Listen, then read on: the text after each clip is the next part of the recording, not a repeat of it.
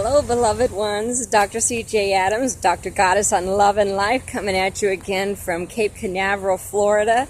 I'm staying a little bit out of the sun today. I don't know if you can see my sunburn. You can see all this unique spots that I missed with the sunscreen. So I look a little bit like a tiger stripe, but that's okay. I wanted to come to you today on the subject of addiction. Addiction is around us everywhere, right? We hear there's the drug addiction. We hear caffeine addiction, sugar addictions, TV addictions. What is an addiction? Well, as a counselor, I make three distinctions. There's the use of something, there's the habitual use of something, and then there is the addictive level. The addictive level of any activity is a level that impacts your daily life. So having a glass of wine for dinner is use. Having 6 glasses of wine for dinner and stumbling out is maybe a habit or misuse. But when using wine every day is your coping mechanism and you can't get through a day without it, then it becomes an addiction. Well, I know it's going to sound really weird to hear a counselor, someone who works with people on a daily basis around improving their lives, to say, those aren't the worst addictions we have in our lives. You know, this is a physical body. It's a temporal body. No, I don't want you out smoking and getting high and doing things to destroy this physical body, but that's not the worst thing you can do to yourself. The worst thing you can do, in my opinion, that is habitual and addictive is to say, do, and behave in ways that hurt your heart and your soul, or hurt the heart and the soul of someone else. You don't have any addictions, maybe you say. I'm going to ask you to challenge that. Are you addicted to being right?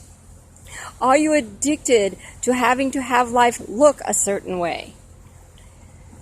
That impacts your life more than the cigarette in someone else's hand. This new world that we're in is a world based on love. And love cannot thrive in a world of judgment. Love cannot thrive in a world of having to be right and make someone else wrong. Love cannot thrive in competition where someone must lose. So have you seen addiction showing up in your life? I certainly see it around me everywhere and within me. I have to catch myself when I say, oh, that's too bad. I have to go inside and say, really? By whose standard? Oh, they are definitely not living up to their best potential. Really? By whose judgment? The worst addictions on our planet right now are the heart-destroying addictions that require people to live to a certain measure, to a certain behavior, in order to be acceptable to us. If he doesn't look, dress, or behave the right way, he's not going to be in my inner circle. If she doesn't have the right education or wear the right labels, she won't fit with my group. Or what about the reverse of that? What if she's too snobby, too snotty, too religious, too good girl? You've heard me talk about my book, which is about to be released actually as a website, Good Girl Gone Bad for Enlightenment. Well, you know, I've been at the top of that pedestal where everyone looked up to me and the levels of success that I had, and I've been at the bottom where I was kicked off and, $320 away from being homeless. Everywhere along that line, here's what I encountered, and it impacted my life, and it impacted the lives of others.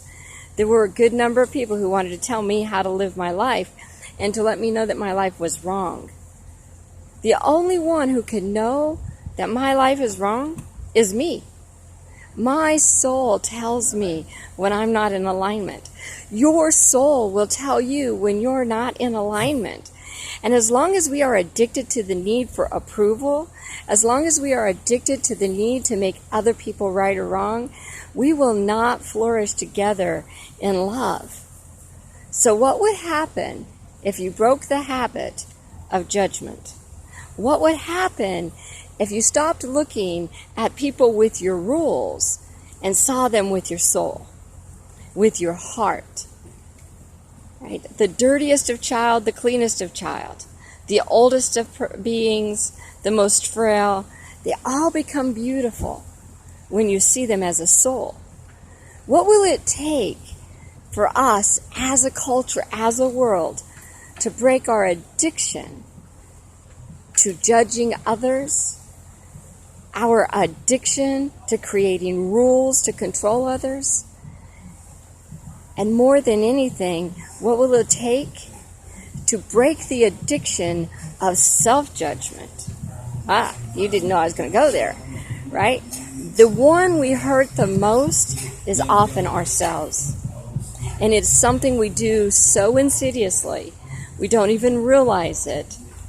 And our soul and our heart shrinks and shrinks.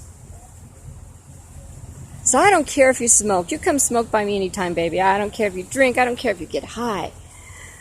What I do care is what you say about yourself and others. I want you to come be fully you with me so that I can be fully me with you. Let's break this righteous indignation addiction that wounds you and me. I love you all. Remember today to celebrate your magnificence. And above all, remember, we are one.